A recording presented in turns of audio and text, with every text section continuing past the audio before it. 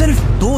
आखिर उन्होंने किया कैसे? हजरत उमर की पर्सनैलिटी को समझने के लिए उस जमाने के मक्का, जो कुरैश के एम्बेसडर्स का कबीला था, मतलब कुरैश का तर्जुमान, स्पोक्स पर्सन ज्यादातर इसी कबीले से होता था। और जब भी कुरैश के आपस में कभी लड़ाइयाँ होती थी, उन लड़ाइयों को भी यही कबीला हल किया करता और इनका लीडर था खत्ताब, हजरत उमर रज़ियल्लाहु अन्हु के वालिद। इसीलिए हजरत उमर की पर्सनैलिटी की ये साइड कि वो किसी भी बड़े मसले को बहुत ही आसानी से बातचीत और डिबेट के साथ हल कर लिया करते थे। उन्हें अपने वालिद के कबीले बनु अदी से मिली। लेकिन हजरत उमर रज़ियल्लाहु अन्हु की पर्सनैलिटी का एक दूसरा एंगल भी था, जो हम सब बार बार सुनते रहते हैं कि वो बहुत ही गुस्से वाले इंसान थे और बात बात पर दूसरे का सर काटने के लिए तैयार हो जाते थे। हजरत उमर की पर्सनैलिटी का ये ट्रेट उन्हें अपनी वालदा हंतमा बिनते हिशाम से मिला था, जिनका ताल्लुक बनु अदी से नहीं बल्कि बनु मखजूम से था, जो कुरैश के वॉर और जंग को संभाल। इस बनु मखजूम के कबीले के माइंडसेट को समझने के लिए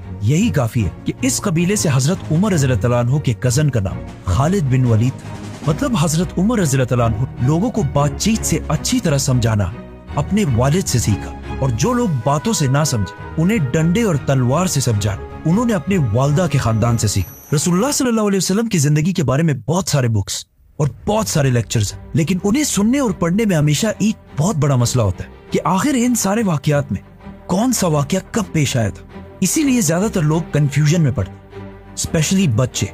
इसी मसले को हल करने के लिए House of Books has launched prophet Muhammad series, जिसमें आप सल्लल्लाहु अलैहि वसल्लम की जिंदगी के बारे में ऑथेंटिक सोर्सेज के साथ सारे वाकयात लिखे हैं। And what I like the most about this कि इस सीरीज में सारे वाकयात को छोटे छोटे बुक्स में डिवाइड किया गया और हर बुक के ऊपर उसका अपना नंबर है, ताकि कोई भी स्पेशली बच्चे अगर इसे पढ़े तो एक सीक्वेंस के साथ आप सल्लल्लाहु अलैहि वसल्लम की जिंदगी को प्रॉपरली समझ सके।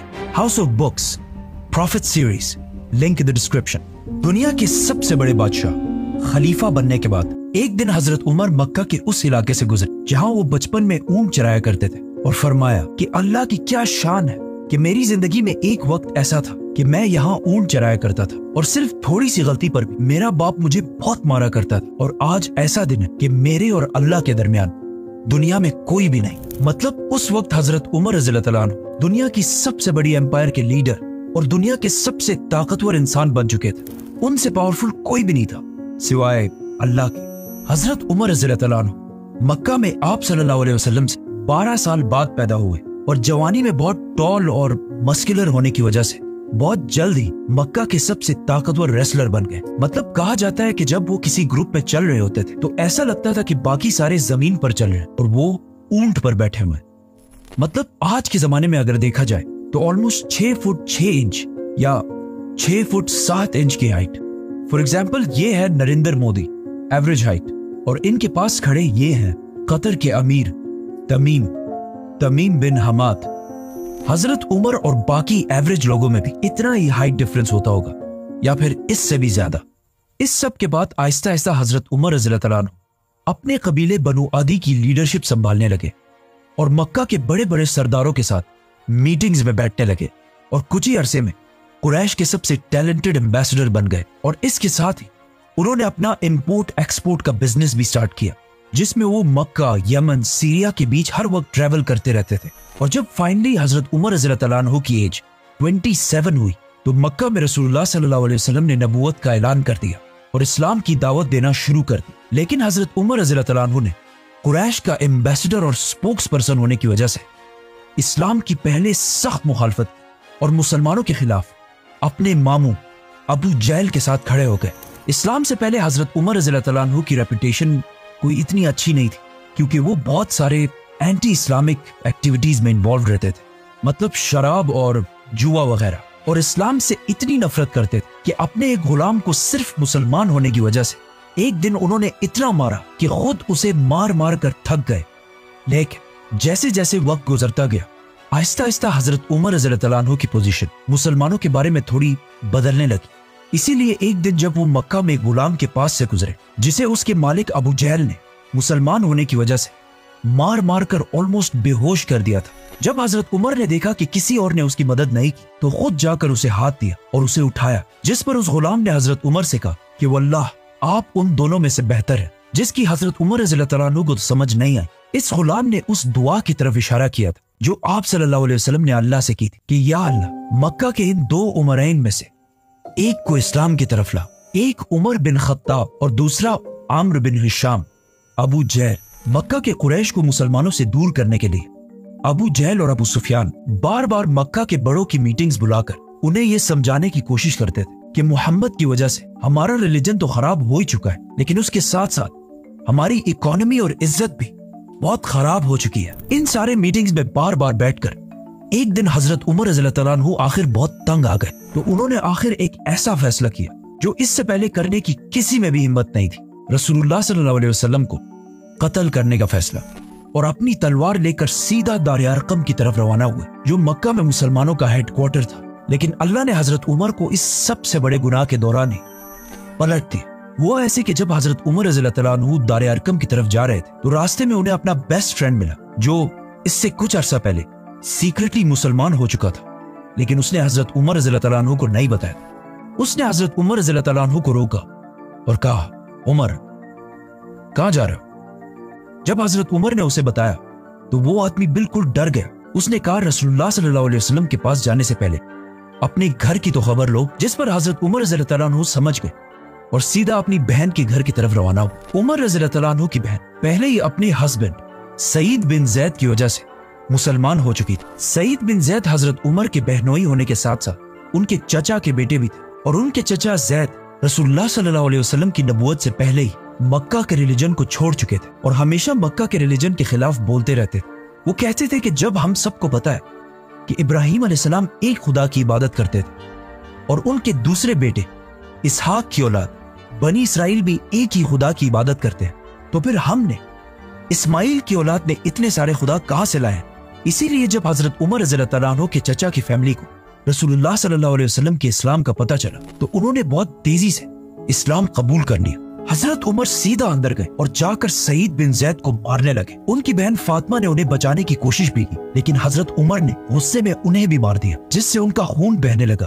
तो हजरत उमर ने जब अपनी बहन का खून देखा तो उनको आखिर तरस आया और कहा, मुझे कुरान दिखाओ कि आखिर इसमें लिखा क्या है। और फिर कुरान पढ़ने के बाद फाइनली वो मुसलमान हो गए। ये सारी स्टोरीज हाउस ऑफ बुक्स की प्रॉफिट मोहम्मद सीरीज में डिटेल से मेंशन है। इस्लाम कबूल करने के बाद वो दोबारा दार अरकम की तरफ रवाना हुए, लेकिन वहां अब तक किसी को भी पता नहीं था कि हजरत उमर इस्लाम कबूल कर चुके। तो जब उन्होंने हजरत उमर को बाहर तलवार लेकर खड़ा हुआ देखा तो कुछ मुसलमान तो बिल्कुल डर गए, लेकिन हजरत हमजा रज़ियल्लाहु तआला अन्हु ने कहा, जो इससे कुछ ही अरसा पहले मुसलमान हुए थे, उन्होंने कहा कि उमर को आने दो, अगर उसकी नीयत साफ है तो ठीक है, लेकिन अगर उसकी नीयत सही नहीं है तो मैं उसी की तलवार से उसकी गर्दन उड़ा दूंगा। हजरत उमर अंदर आए तो आप सल्लल्लाहु अलैहि वसल्लम ने उनसे पूछा कि उमर, क्या अब भी वक्त नहीं है कि तुम सच को समझ सको? जिस पर हजरत उमर ने आप सल्लल्लाहु अलैहि वसल्लम और बाकी सारे मुसलमानों के सामने इस्लाम कबूल कर लिया, जिस पर वहां मौजूद सारे मुसलमान जोर जोर से अल्लाह अकबर के नारे लगाने लगे। अकॉर्डिंग टू मैनी सोर्सेस ये नबूवत का 6ठा साल था और हजरत उमर की एज 32 या 33 साल थी।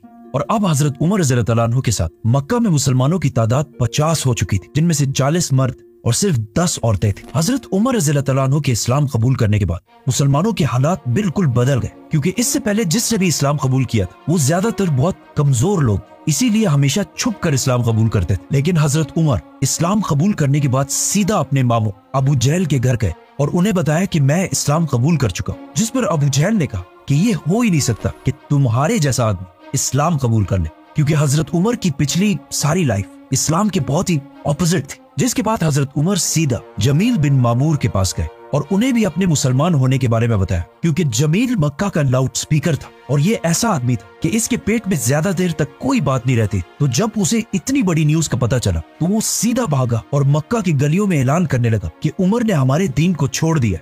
हजरत उमर से पहले मुसलमान मक्का में छुप छुप कर नमाज पढ़ा करते थे, लेकिन हजरत उमर के बाद अब सारे मुसलमान सबके सामने खुलकर नमाज पढ़ने लगे और इवन काबा के अंदर जाकर भी नमाज अदा करने लगे। इस सब के बाद हजरत उमर रज़ियल्लाहु तआला अन्हु ने अपनी सारी जिंदगी आप सल्लल्लाहु अलैहि वसल्लम और इस्लाम के लिए वक्फ कर दी और कुछ अरसे बाद मुसलमानों के साथ मक्का में अपने खानदान और सारी ताकत छोड़कर मदीना की तरफ हिजरत कर गए। मदीना आने के बाद आप सल्लल्लाहु अलैहि वसल्लम ने मक्का के मुहाजिरीन को, जिनके पास ना कोई घर ना कारोबार कुछ भी नहीं था, उनको एक एक अंसार के घर में सेटल किया हजरत उमर भी एक अंसारी के साथ सेटल हुए और इन दोनों ने अपने टाइम को ऐसे डिवाइड किया कि एक दिन वो सहाबी आप सल्लल्लाहु अलैहि वसल्लम की खिदमत में हाजिर होते और हजरत उमर उनका बिजनेस संभालते और फिर दूसरे दिन हजरत उमर आप सल्लल्लाहु अलैहि वसल्लम के पास जाते और वो सहाबी बिजनेस को चलाते।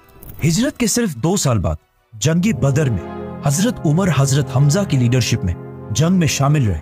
जंग जीतने के बाद हजरत उमर की राय ये थी कि हमें कैदी नहीं रखने चाहिए, लेकिन आप सल्लल्लाहु अलैहि वसल्लम और अबू बकर की राय इसके ऑपोजिट थी, जिसके बाद कुरान की एक आयत नाजिल हुई जिसमें क्लियरली हजरत उमर की राय को प्रेफर किया गया। इस डिसीजन और बाकी कुछ डिसीजंस की वजह से हजरत उमर का नाम अल फारूक रखा गया, विच मींस हक को पहचानने वाला, सच का साथ देने वाला।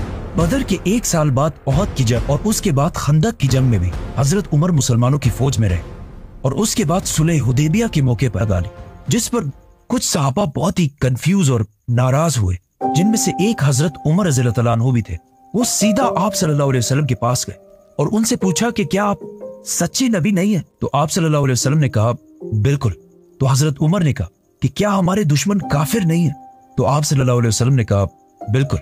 जिस पर हजरत उमर ने कहा तो फिर क्यों हम उनकी हर बात मान रहे हैं, क्यों हम इनके सामने कमजोर बन रहे हैं? जिस पर आप सल्लल्लाहु अलैहि वसल्लम ने कहा कि मैं अल्लाह का रसूल हूं और मैं अल्लाह के हुक्म के खिलाफ कोई काम नहीं करता। इससे हजरत उमर खामोश हो गए, जिसके बाद आइंदा आने वाले कुछ सालों में जब उन्होंने देखा कि बहुत सारे लोग सुलह हुदैबिया की वजह से इस्लाम की तरफ आने लगे, तो उन्हें आप सल्लल्लाहु अलैहि वसल्लम के फैसले की समझ आई और फिर हमेशा अपने इन बातों की वजह से अल्लाह से माफी मांगते रहे। सुलह हुदैबिया के बाद इस्लाम इतने तेजी से फैलने लगा कि हजरत उमर रज़ियल्लाहु अन्हु के कजन खालिद बिन वलीद ने भी इस्लाम कबूल कर लिया। इसके बाद हमेशा हजरत उमर आप सल्लल्लाहु अलैहि वसल्लम के साथ हर डिसीजन और हर जंग में साथ ही रहे और आप सल्लल्लाहु अलैहि वसल्लम ने हजरत उमर की बेटी हजरत हफ्सा से शादी भी की। फिर आखिर मक्का फतह होने के बाद जंग तबूक में हजरत उमर रज़ियल्लाहु अन्हु ने मुसलमानों की फौज को सपोर्ट करने के लिए अपनी सारी वेल्थ का आधा हिस्सा डोनेट किया। ग़ज़वे तबूक के कुछ ही अरसे बाद आप सल्लल्लाहु अलैहि वसल्लम इस दुनिया से चले गए, लेकिन जब ये खबर हजरत उमर तक पहुंची तो वो इतना शॉक हुए कि उन्हें इस पर यकीन ही नहीं आ रहा था। तो वो मस्जिद नबवी में खड़े हुए और अपनी तलवार निकाल कर कहा कि जो भी ये कहेगा कि रसूलुल्लाह सल्लल्लाहु अलैहि वसल्लम फौत हो चुके हैं, मैं उसकी गर्दन उड़ा दूंगा। क्योंकि आप सल्लल्लाहु अलैहि वसल्लम हमेशा कहते थे कि एक दिन मुसलमान रोमन और पर्शियन एम्पायर दोनों को फतह करेंगे। तो अब ये कैसे हो सकता था कि आप सल्लल्लाहु अलैहि वसल्लम ये सब हुए बगैर दुनिया से चले जाए? लेकिन हजरत उमर को इस बात का पता नहीं था कि अल्लाह एक दिन उन्हीं के हाथों ये दोनों एम्पायर फतह करेगा। जब मस्जिद नबवी के अंदर सारे गम और कंफ्यूजन में थे, तो हजरत अबू बकर रज़ियल्लाहु अन्हु मिंबर पर चढ़े और समझाया कि हमारा मिशन आप सल्लल्लाहु अलैहि वसल्लम की वफात के बाद खत्म नहीं हुआ, बल्कि अब असली मिशन शुरू हुआ है। आप सल्लल्लाहु अलैहि वसल्लम की वफात के वक्त मदीना के कुछ लोग आप सल्लल्लाहु अलैहि वसल्लम के बाद अपना नया बादशाह चूज करने लगे। तो अचानक हजरत उमर और अबू बकर वहां पहुंचे। उसके बाद जो हुआ हम इस वीडियो में पूरा एक्सप्लेन कर चुके हैं।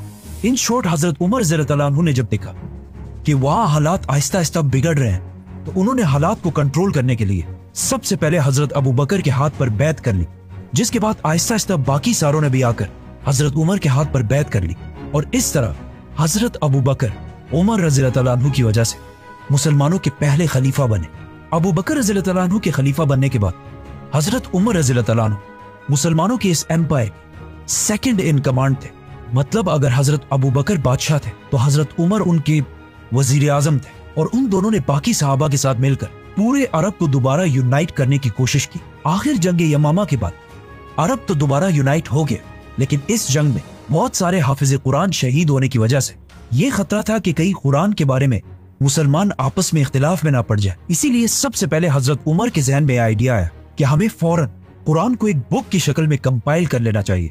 मतलब आज दुनिया के सारे कुरान जो बुक्स की तरह लिखे गए हैं, उन सब का थोड़ा सा क्रेडिट हजरत उमर रज़ियल्लाहु अन्हु को जाता है। अरब यूनाइट करने के बाद खलीफा अबू बकर रज़ियल्लाहु अन्हु के हुक्म पर मुसलमानों ने सीधा पर्शियन एम्पायर पर हमला कर दिया और उनसे कुछ ही महीनों में यह सारा इलाका फतह कर लिया। और पर्शियन एम्पायर पर हमले के साथ साथ मुसलमानों ने एक ही टाइम पर रोमन एम्पायर पर भी हमला कर दिया। लेकिन पर्शियन एम्पायर की तरह मुसलमानों को रोमन एम्पायर में इतनी कामयाबी नहीं मिल रही थी।